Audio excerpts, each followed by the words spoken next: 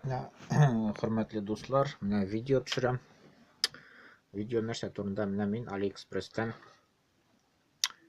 Powerbank аккумулятор заказать иттем. Кайтты. Аккумулятор 20 000 мАч дип язылган сәгатенә 20 000 мАч һәм кояш батарея белән диелгән.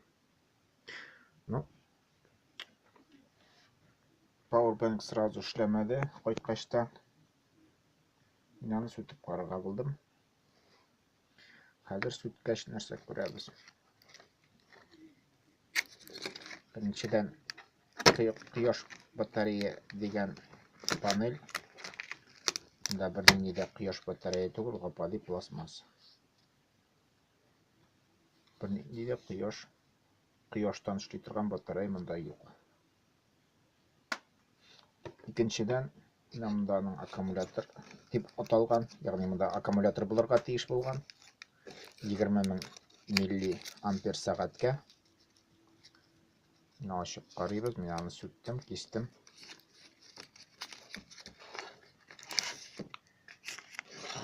Монда туралган кагаз.